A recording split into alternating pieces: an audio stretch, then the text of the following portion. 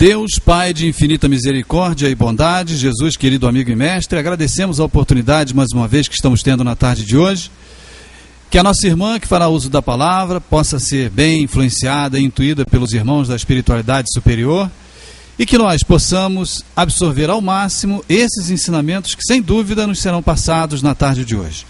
Obrigado mais uma vez pela oportunidade, que assim seja, mestre querido, em seu nome e em nome de Deus Todo-Poderoso. Que assim seja. Ângela Maria. Que não é a cantora. Não vou cantar. Que não é a cantora. Muito boa tarde a todos. Com alegria, que nós estamos aqui para mais um estudo nessa tarde. A Sueli sempre que fala do Livro dos Espíritos. Então, esse ano, o Evangelho está fazendo 150 anos, na sua primeira edição. Então, eu quis começar, no capítulo 1 do Não Vim Destruir a Lei, porque o Evangelho foi um livro que foi, assim, Kardec foi chamado a atenção, consta da sua biografia aqui nesse Marcel Souto Maior, fez a biografia de Kardec, e aqui ele cita com muita propriedade, porque ele pesquisou profundamente toda a vida de Kardec, e ele diz que a primeira edição do Evangelho saiu com a imitação do Evangelho segundo o Espiritismo, e 3 anos depois ele modificou o título para o Evangelho segundo o Espiritismo. Isso aconteceu em 1864. No mês de abril de 1864, esse livro já estava em todas as livrarias lá da França e era assim bem procurado. E um detalhe importante aqui que consta, está lá logo na introdução, isso pela pesquisa do Marcel, Na introdução, uma explicação capaz de provocar arrepios em padres, bispos e vigários. Olha só. Ditada por diferentes espíritos através de diversos médiuns dos mais variados países, de acordo com um método de controle universal do ensino dos espíritos. A obra pretendia esclarecer passagens nebulosas dos textos sagrados, ou, em outras palavras, assim bem mais afiadas. Olha aqui que interessante.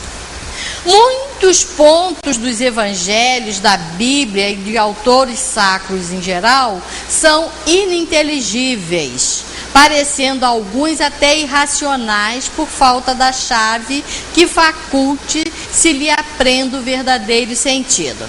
Essa chave nós sabemos que foi o Espiritismo. Então, realmente, Kardec colocou nesse título, que o Evangelho era um código de moral universal sem distinção de culto. Então, o Evangelho, segundo o Espiritismo, servia para qualquer pessoa. E ele deixou isso aqui bem claro, quando, que o Espiritismo é fruto do ensino dado, não por um homem, mas sim pelos Espíritos, que são as vozes do céu em todos os pontos da terra, com o concurso de uma multidão inumerável de intermediários. É, de certa maneira, um ser coletivo, formado pelo conjunto dos seres do mundo espiritual, cada um dos quais traz o tributo de suas luzes aos homens.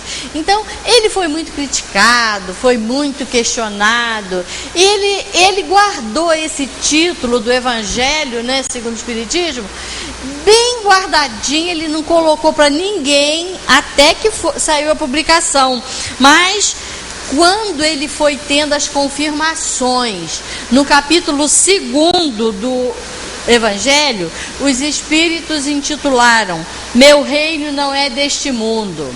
No capítulo 3, há muitas moradas na casa de meu Pai. No capítulo 4, ninguém poderá ver o reino de Deus se não nascer de novo. Então, com essas demonstrações, Kardec teve certeza que era o momento aprazado de colocar para o público esse livro que agora, esse ano, completa 150 anos. Então, nós só temos a agradecer Kardec por esse trabalho realmente hercúleo, porque não devia de ser brincadeira, não. Sem luz, sem internet, sem telefone, uma série, sem impressora, sem muitas dificuldades. Eu imagino o trabalho que esse espírito, que esse homem teve, e ele merece todo o nosso carinho, todo o nosso respeito e gratidão, porque é graças àquele trabalho executado lá atrás, né, com a publicação de O Livro dos Espíritos, que hoje nós temos essa maravilha aqui, para que a gente consiga melhorar um pouquinho nessa caminhada aqui pela Terra. Então, o capítulo 1 começa com Moisés. Todos nós sabemos, através da história, que Moisés foi um judeu criado no palácio, que ele foi colocado no rio. Todo mundo sabe essa história, né? Essa história é muito assim comum. E ele foi tirado das águas pela princesa Termutes quando se banhava no rio, e pede às suas aias, as suas companheiras, que pegasse aquele cestinho de vime que vinha descendo pelo rio, e ali ela tirou e deu o nome de Moisés, que significa salvo das águas. E por ele ter sido criado como um príncipe egípcio, ele tinha muita cultura, então ele tinha muito conhecimento. E com isso, ele foi aquele líder que veio para tirar o povo judeu que era escravo dos egípcios. Eles tinham que dar trabalho aos egípcios. Os judeus eram escravizados. E quando numa feita, Moisés vendo, né, um irmão judeu sendo chicoteado lá pelos soldados, ele se revolta, e com aquilo ele vai embora com aquele povo que era dominado pelos egípcios. E com isso ele vai em direção à terra prometida, que era Canaã. E nessa ida, por ele ter recebido uma cultura muito boa como faraó, como filho do faraó, ele sabia, né, que o mar ia abrir determinada hora, ele tinha conhecimento da astrologia, ele tinha muita cultura.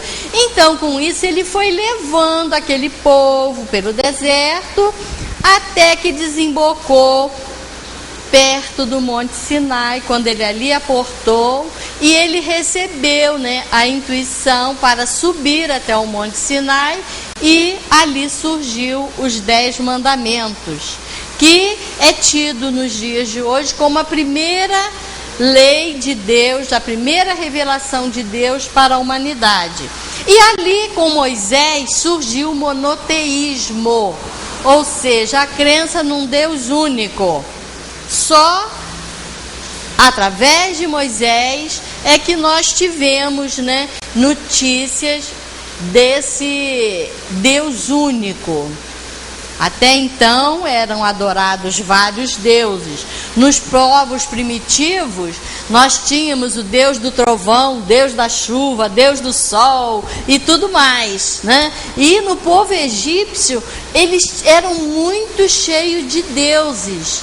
E com Moisés passou a ter um Deus único. E através dos 10 mandamentos, que todos nós aqui já ouvimos em algum momento da nossa vida, que amar a Deus sobre todas as coisas, né? Que te tirei do Egito, da casa da servidão. Esse seria o primeiro. Não tomarás o Senhor teu Deus em vão. Lembra-te de santificar o dia de sábado. E vai por aí afora os 10 mandamentos, que se fossem vivenciados por nós humanos nos dias de hoje, nosso problema estava resolvido.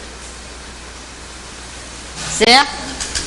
Então, olha bem, tem tempo isso. Se nós praticássemos os 10 mandamentos, olha, tem tempo que Moisés esteve por aqui, né? nós estaríamos muito bem, porque nós não íamos matar, nós não iríamos cometer adultérios, nós não íamos roubar, nós íamos ter um momento que é o santificar o dia de sábado, né, para se voltar às coisas de Deus, porque nada disso era feito na época de Moisés. O povo trabalhava, e eles precisavam ter um momento de parar para pensar em Deus. E com isso, né, houve essa mudança aí através de Moisés. Então, Moisés foi um homem de muita importância para a história religiosa monoteísta do nosso planeta. Então, que papel político e religioso exerceu Moisés junto aos judeus? Politicamente, Moisés se tornou célebre por ter libertado seu povo, né, do jugo dos egípcios, conduzindo à terra de Canaã, como eu já falei. Do ponto de vista religioso, foi quem primeiro apresentou aos judeus uma religião monoteísta através dos 10 mandamentos. Então, ele foi de muita importância para nós humanos. E quais os 2 importantes aspectos da legislação de Moisés? E qual deles ainda permanece de pé até hoje? Porque Moisés, além das leis dos 10 mandamentos, ele teve que criar leis, porque ele estava dirigindo um povo, e um povo bastante insubordinado, bastante difícil. Ele teve que criar leis. Então, quem matasse pela espada, pereceria pela espada. Quem atingisse o olho, olho por olho, dente por dente. Então, ele criou leis muito severas. E com isso, ele foi, assim, as suas leis humanas, né, foram, assim, muito severas, porque o povo era bastante difícil. Agora, primeiro, né, o importante aspecto da legislação de Moisés. O primeiro divino, que foi o decálogo, como eu falei, cuja essência até hoje permanece inalterada. E segundo, o humano, possível de modificações. Conforme o povo iria evoluindo, as leis civis, as leis humanas, vão sendo também, vão progredindo junto com o povo. Então, quanto mais aperfeiçoado o ser humano, melhor a lei, né? Por isso que nós temos tantas leis ainda aqui, né? Jesus derrogou algum preceito da legislação de Moisés? De que natureza eram eles? Jesus derrogou muitos os preceitos da rigorosa lei civil de Moisés, pois a evolução já se fazia necessária, né? Então já estavam evoluindo, já estavam crescendo, então modificou. Então o olho por olho, dente por dente, com Jesus, é substituído pelo perdão das ofensas. O apedrejamento da mulher adúltera altera-se para quem estiver sem pecado, atire a primeira pedra. A proibição dos trabalhos do sábado, pelo aviso de que o sábado foi feito para o homem, não o homem para o sábado. Então, as leis foram sendo modificadas constantemente de acordo com a evolução do povo. Porque Jesus afirmava aos judeus que não vinha destruir as suas leis. Jesus tinha que tranquilizar aquele povo.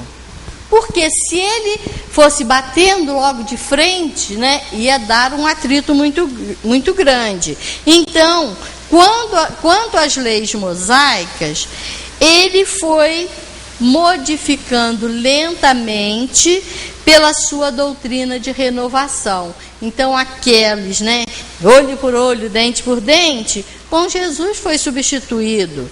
Perdão das ofensas, aquele que tiver sem pecado atire a primeira pedra, e por aí afora. Então, a gente vê que as leis foram sendo modificadas de acordo com o tempo e a evolução do povo. O decálogo recebido no Monte Sinai foi derrogado ou modificado por Jesus? O decálogo não foi derrogado. Jesus lhe deu maior campo de ação, quando prevenia que o erro não estava apenas na ação dos maus atos, mas até mesmo o pensar, o errar, pelo pensamento. Então, já estava entrando em pecado aquele que não matava porque não tinha chance, mas queria matar. Então, pensava, já estava errado. E é importante a gente atentar bem para isso, né?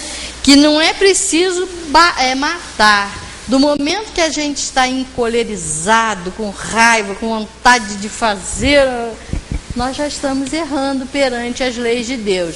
Então a gente tem que procurar ser manso e pacífico dentro do possível, né?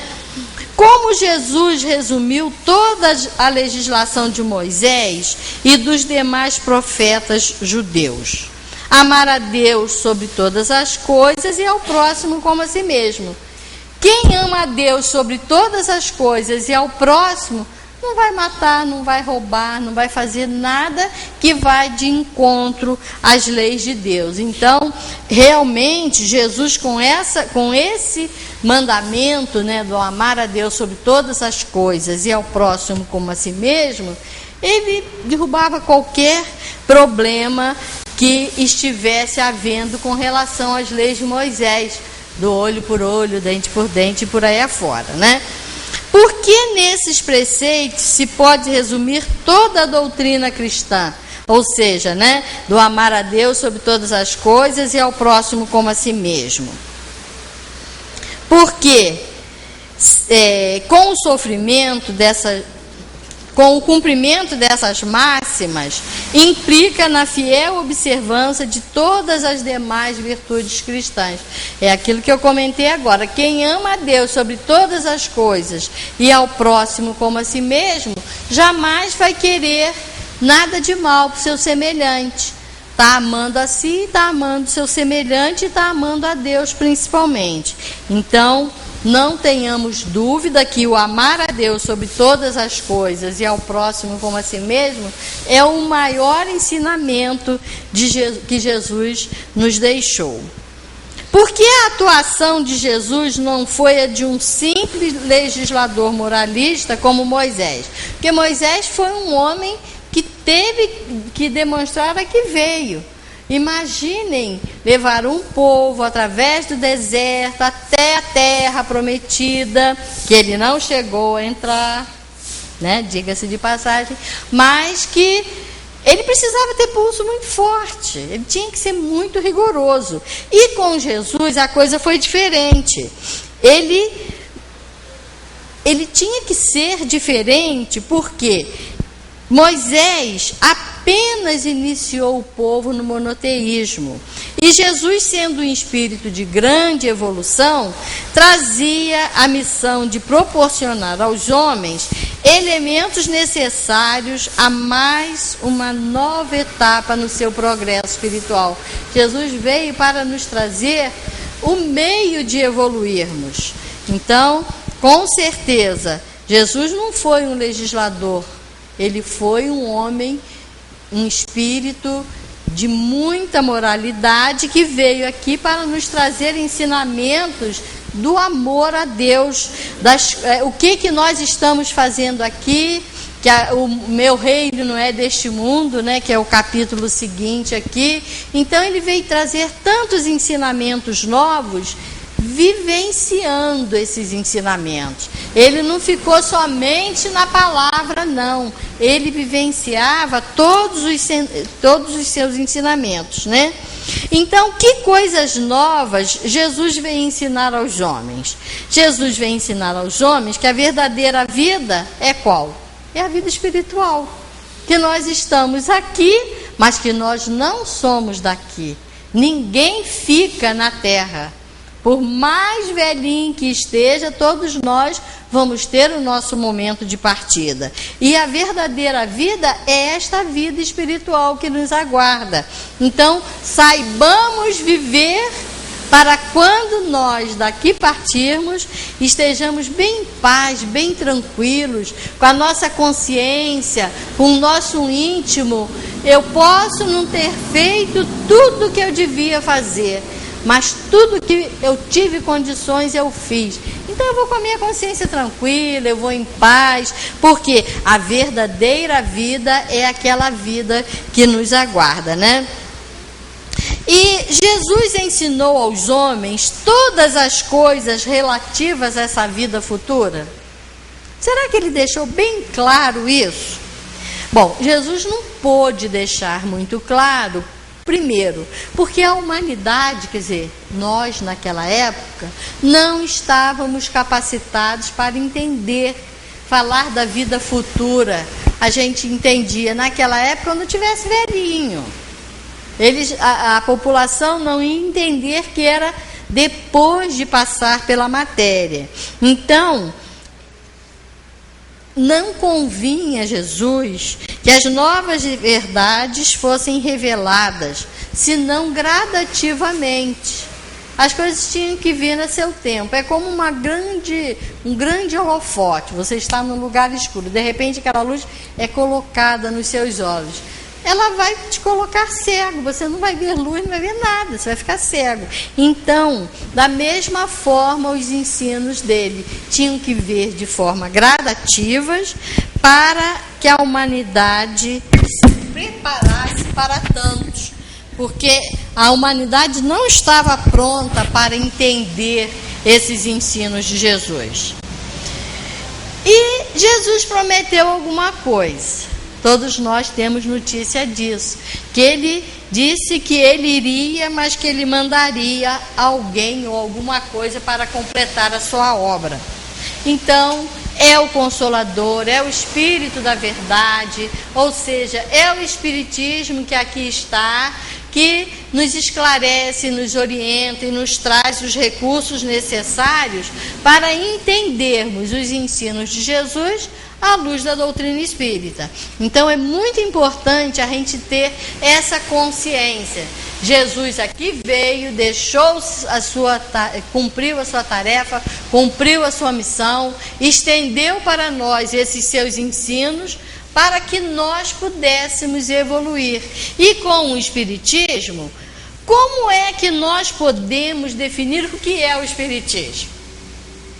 Vocês já pararam para pensar? Como que a gente define o que é o Espiritismo? O Espiritismo é a ciência nova que vem revelar aos homens, por meio de provas irrecusáveis, a existência e a natureza do mundo espiritual e suas relações com o mundo corpóreo. Olha só, como que surgiu o Espiritismo? Não foi através das mesas girantes, através da mediunidade? Quando falaram com Kardec das mesas girantes, né, que as mesas falavam, que as mesas respondiam, o que ele disse? Me prove que ela tem nervos, que eu vou acreditar. Então ele foi um pesquisador profundo do Espiritismo, ele analisou aquilo com muito carinho, teve um trabalho grandioso. Então, através do Espiritismo, a coisa ficou bem clara, que há uma comunicação mundo espiritual com o mundo material. Então, com certeza, a natureza desse mundo invisível foi sendo revelada para nós humanos. Então, hoje nós sabemos que as coisas acontecem de uma forma muito natural. Então, o Espiritismo é ciência e filosofia. Como ciência prática, ele consiste nas relações que se estabelecem entre nós e os espíritos. Como filosofia, compreende todas as consequências morais que dominam essas relações. Então, através da filosofia, nós temos as respostas de todos os nossos questionamentos. Através da filosofia, nós vamos tendo perguntas e respostas, e a gente com isso vai deixando que essas consequências morais que os espíritos vêm nos trazer através da sua doutrina, a nossa melhoria espiritual. Então é importante que a gente se preocupe com essa nossa melhora íntima. analisando o que eu estou fazendo aqui na Terra, por que eu estou aqui.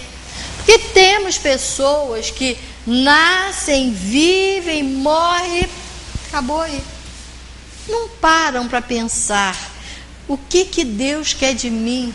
Se existe um Deus, o que Ele quer que eu faça da minha vida?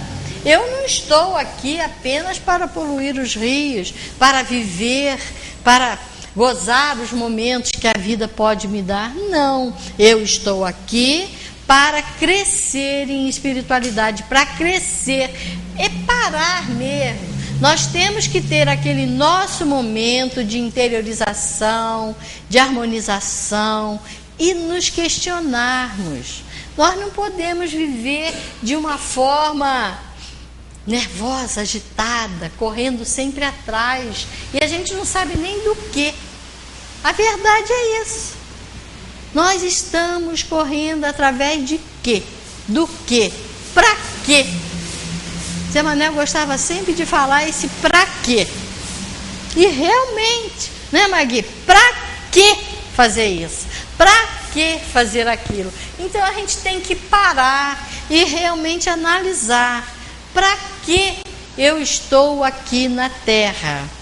Eu sou um espírito eterno, tenho muitas vidas já vividas e temos muitas vidas ainda a viver.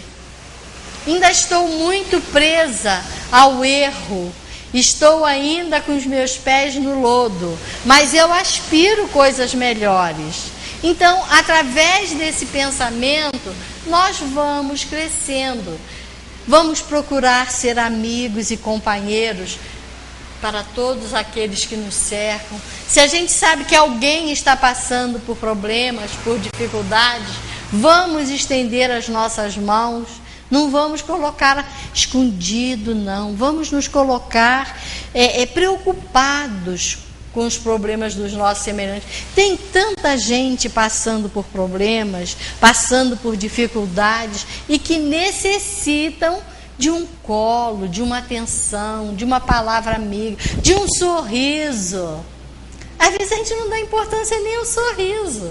Mas o sorriso é importante, é algo que a pessoa recebe, né, com alegria. Poxa, está sorrindo para mim. Então é importante a gente ter esse pensamento de ser útil, de estar sempre pronto a servir em nome de Deus, em nome de Jesus, em nome de nós mesmos, em favor das pessoas que nos cercam, né?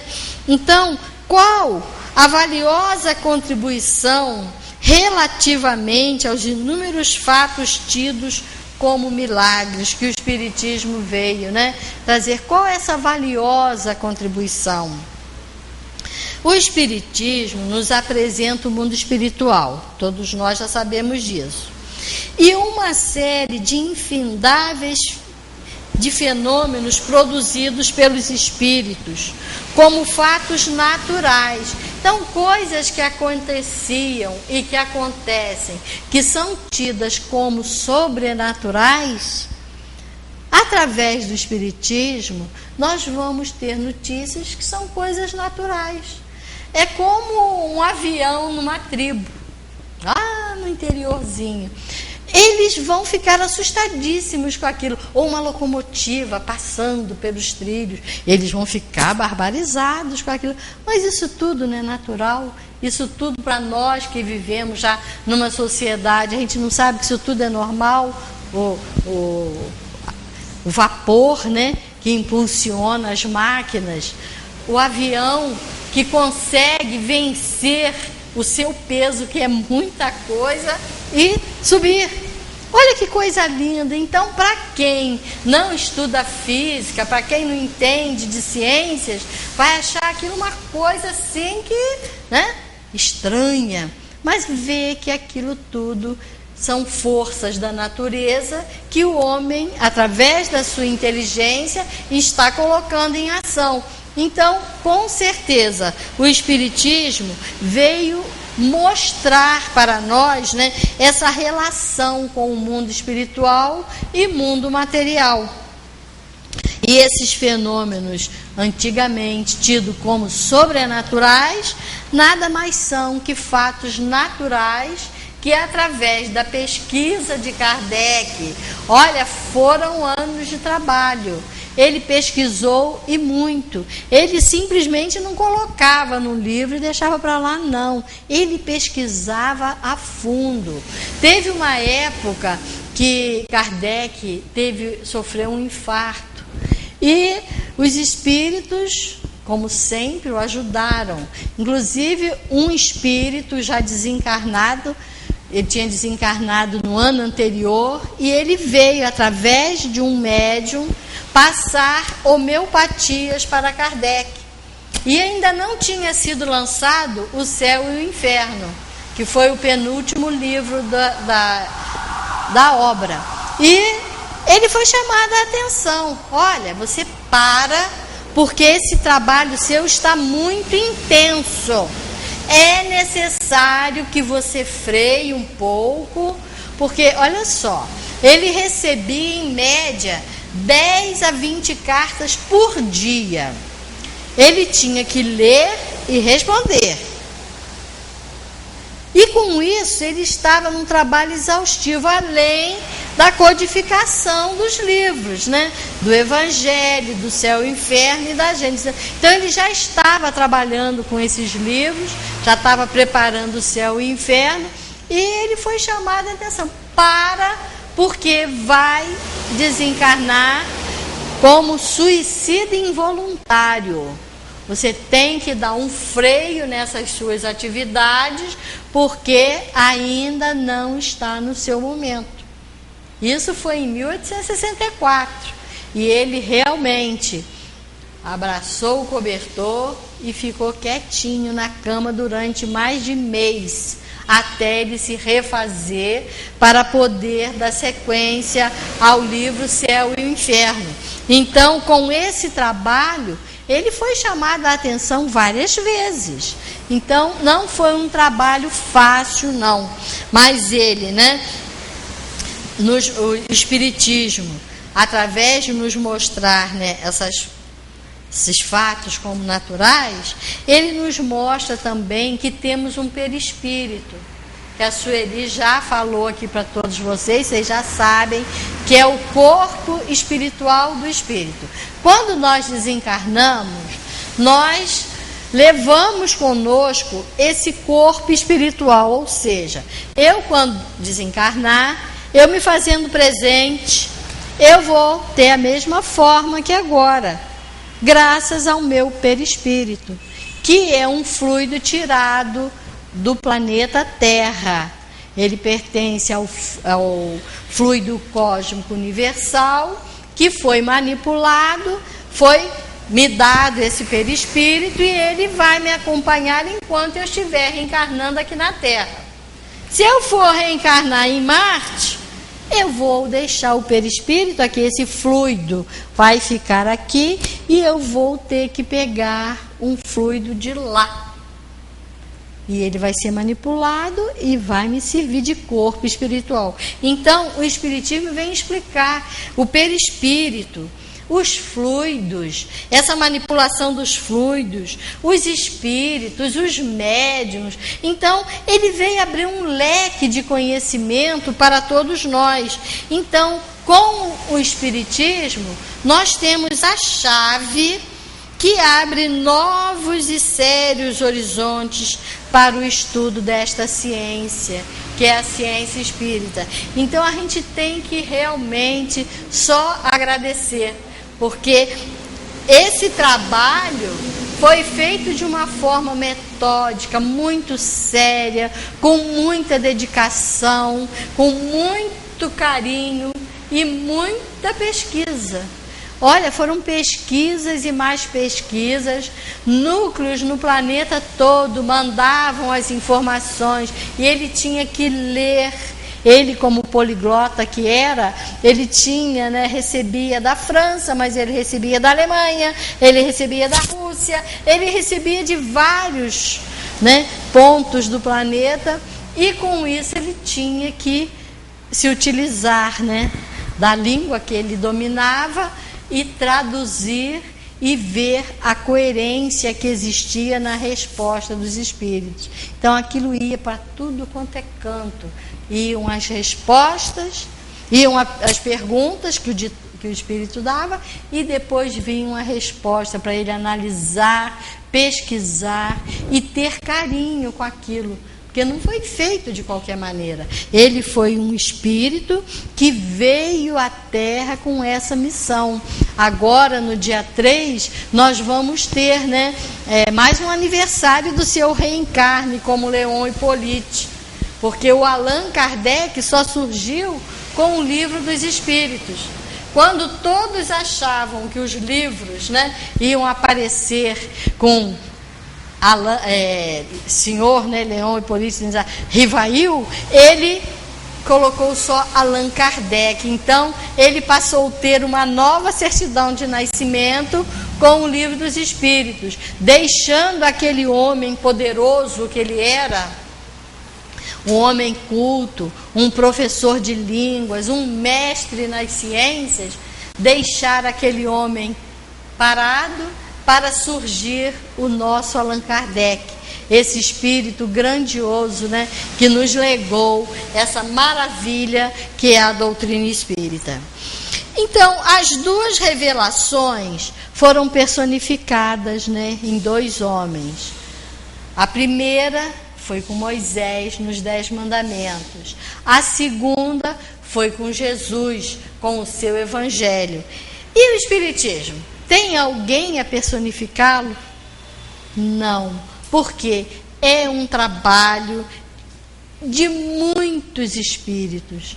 Ele surgiu em vários pontos do planeta. Então não tem ninguém a personificar, fulano, não. Kardec deixou bem claro que ele era apenas o codificador, aquele que trabalhava com essa doutrina. Então, foi uma multidão inumerável de espíritos em vários pontos do planeta para trazer esse trabalho grandioso. Então, é fruto não de um, mas de muitos, que ele, inclusive, do Espírito da Verdade. Espírito da Verdade é algo assim, bastante interessante para nós analisarmos. O Espírito da Verdade, então é a essência da verdade. Então a doutrina espírita realmente é fruto de muito trabalho e de muitos espíritos, uma multidão de espíritos em vários pontos do planeta. Agora, o espiritismo destrói o cristianismo, destrói as leis do Cristo, a doutrina do Cristo? Nada disso. Ele continua a obra do Cristo. Ele vem trazer, através do Evangelho segundo o Espiritismo, no Livro dos Espíritos, através das leis morais, ele vem completar, ele vem clarear muitos pontos da doutrina de Jesus que estavam nebulosas, estavam envolvidas numa névoa. E o Espiritismo veio descortinar esses ensinos de Jesus, porque é muito mais fácil, a gente entender, vendo através da doutrina espírita, os ensinos de Jesus, porque olha só, não vim destruir a lei. Aí a gente ficava sem chão, Ninguém poderá ver o reino de Deus se não nascer de novo. Mas eu vou ter que voltar ao ventre da minha mãe? Isso um publicano perguntou, um homem de leis, um homem sábio da época. Então veio a doutrina espírita dissecar isso aqui, veio traduzir isso aqui para a gente, porque há muitas moradas na casa do meu pai. Peraí, como é que fica isso aí? Como é que eu vou entender isso? Então hoje, através da doutrina espírita, nós vemos que a nossa casa, que a casa de Deus é o universo. E isso tudo está aí para nos servir de morada. Hoje nós estamos habitando um corpo aqui na Terra, que é a escola das nossas almas. Mas amanhã nós poderemos reencarnar em outros planetas. De acordo com a nossa evolução, de acordo com o nosso empenho na nossa vida, nós vamos reencarnar em outros planetas. Eu conheço uma pessoa que diz que é de Júpiter. Eu não sou da Terra, não, eu sou de Júpiter, vou cair fora daqui. Eu não aguento mais a Terra. E agora, então, no Brasil, com a eleição, eu não suporto mais ouvir falar nisso. Mas é a nossa Terra. É aonde nós estamos mergulhados para aproveitarmos, para evoluirmos. E nós não temos que marcar passo aqui não, né, Abel? Nós podemos marcar passo? Não podemos. Nós temos que caminhar em busca da perfeição, né? Então, vemos que o Espiritismo não destrói o cristianismo, muito pelo contrário, ele completa a obra de Jesus, explicando em termos claros e de modo acessível a todos. Porque a doutrina espírita, tem pessoas que falam, é muito difícil. Não é não. Basta a gente parar e ler. E fazer silêncio. Através desse silêncio, a gente vai mergulhando nas respostas. A gente vai pensando, a gente vai se interiorizando. E com isso nós vamos ampliando o nosso entendimento. E se a gente não parar para pensar e analisar, nós vamos estar perdendo tempo. Os mais importantes fundamentos filosóficos e morais do Espiritismo. Vocês já pararam para pensar quais são os pontos mais importantes que o Espiritismo nos chama a atenção? Primeiro, a reencarnação, né? A reencarnação, o Espiritismo nos mostra, através do livro Céu e Inferno, né? Esse livro aqui é muito bom mesmo para quem quer estudar, porque nós temos comunicações aqui de espíritos que partiram de uma forma errada, através do suicídio. Então eles estão declarando ali que sofreram muito, ficaram presos àquele corpo durante anos e que não aconselha ninguém a fazer isso. Outros espíritos felizes, espíritos que souberam viver aqui na Terra. Então, vários são os depoimentos que nós temos ali dos espíritos sobre a reencarnação. Ele todo é em cima disso. Se a gente parar para observar, nós vamos ver histórias em cima de histórias, na sua segunda parte principalmente, dos espíritos felizes, espíritos medianos, espíritos suicidas, como eu disse, espíritos muito felizes que vieram aqui, prestaram seu concurso aqui na Terra e que hoje estão muito bem, graças ao meio que tiveram de caminhar com fé, com esperança e com confiança em Deus. A pluralidade dos mundos habitados, através da doutrina espírita, nós não temos dúvidas que isso tudo que existe aí afora, que não estão aí fora para embelezar as nossas noites, mas que lá existem espíritos como nós aqui encarnados, também habitando um corpo, também buscando a sua evolução, buscando o seu crescimento. São corpos como os nossos? Não sei. Porque nós temos esse corpo de acordo com o DNA aqui da Terra. Agora, o DNA dos outros planetas nós não sabemos. Mas a ciência está evoluindo, parece que tem uma sonda chegando em Marte, ou fotografando Marte. Então, as coisas vão vindo e a gente vai entendendo as coisas através da evolução, através do aprendizado. Então, a ciência está aí, né, para nos mostrar esses mundos habitados. Daqui a pouquinho eles vão chegar à conclusão que teve vida em Marte de uma forma muito concreta. Eles vão chegar a isso, porque até agora estão entrando em zonas de Marte que não detectam nada. É como se parasse lá no deserto nosso e lá não tem ninguém, não tem nada, né? É assim, então de repente eles vão pegar alguma região que vai trazer respostas mais objetivas para o que eles querem, né? A comunicabilidade dos espíritos. Os espíritos sempre se comunicaram. Isso não é novidade da agora. As pitonisas, lá atrás, na época do Egito, os faraós, né, que tinham os seus aquelas pessoas que os orientavam, né? E eles entravam em conexão e com certeza eram espíritos que lhes ditavam muitos dos ensinamentos que eles faziam, né? Então, a comunicabilidade dos espíritos é velha. Desde que o mundo é mundo, espíritos estão se comunicando com cada um de nós que estamos ainda na matéria. Mas existe a falta de sensibilidade. Tem pessoas que não, né?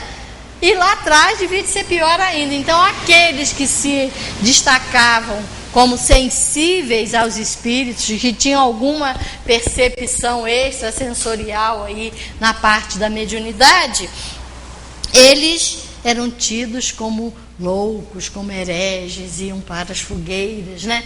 Temos a história da Joana d'Arc, que foi uma médium fantástica, que esteve aqui na Terra, que liderou batalhas, e ela foi para a fogueira, porque diziam que era bruxa. Então é assim. Então o Espiritismo vem mostrar agora que isso é coisa comum, isso é fácil, entrar em conexão com o mundo espiritual, desde que uma forma séria, objetiva, né, para a gente não perder tempo. Ele também nos mostra que o perispírito é a chave para todos os fenômenos mediúnicos.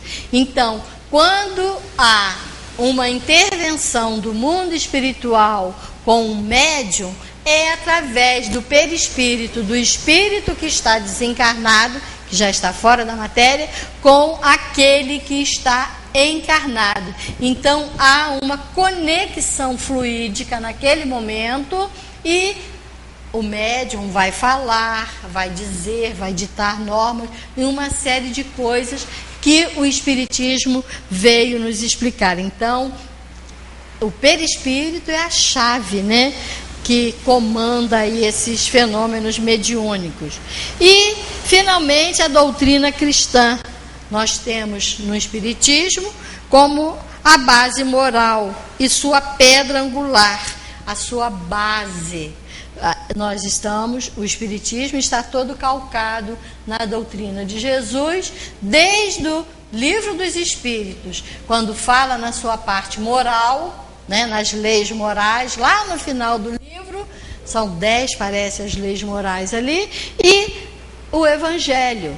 E com isso nós temos certeza que estamos homenageando esse aniversariante desse ano, né, com muito carinho, e que Kardec receba de todos nós, né, esse envolvimento através da prece, através dessa vontade, que ele esteja muito bem e que ele consiga continuar a desempenhar a sua tarefa, porque um espírito culto, um espírito de muita capacidade não pode ficar parado só nisso. Ele ainda continua a se desenvolver, a buscar o seu crescimento, porque é um espírito eterno, como nós também. Então, nós também temos que nos empenhar nesse nosso crescimento espiritual. E temos essa chave fantástica, essa alavanca, essa mola. Não é nem alavanca, mas a gente pisa nela e joga para frente. Então, a gente tem certeza que é uma doutrina de renovação.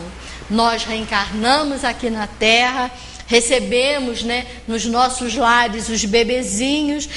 São espíritos de páginas em branco? Não. São espíritos que já trazem um histórico. Já tem uma história de vida para trás. Mas esse espírito tem que ficar retido no passado? Não. Nós não podemos ficar olhando o nosso passado. Nós também não podemos ficar retidos no nosso presente. Nós precisamos buscar o nosso futuro. E esse futuro vai depender da nossa caminhada. Nós temos que olhar para frente e para o alto em busca do nosso futuro. E esse nosso futuro vai depender do nosso presente hoje.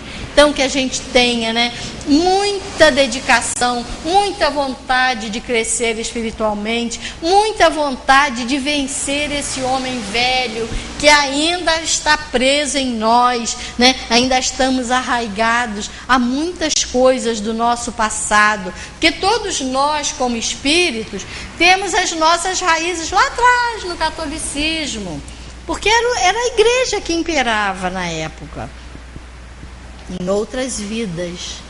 Eu já nasci em berço espírita, graças a Deus. Então, Magui também, Magui? Então, a gente que já recebeu essa bênção de ter lá na nossa infância essas orientações à luz da doutrina espírita, nós só temos que agradecer e buscar cada vez mais vencer essas nossas imperfeições. Ainda temos muitas. Somos ainda espíritos muito imperfeitos, mas com certeza nós vamos vencer. Se não for nessa, temos outras vidas, mas vamos buscar isso de uma forma bastante firme, para que a gente, através desses conhecimentos, a gente consiga adquirir a fé raciocinada, esse aprendizado constante que a doutrina espírita nos traz. Obrigada pela oportunidade da tarde. Terça-feira que vem Sueli vai estar aqui e vocês não vão precisar exercer a paciência, Muita paz para todos.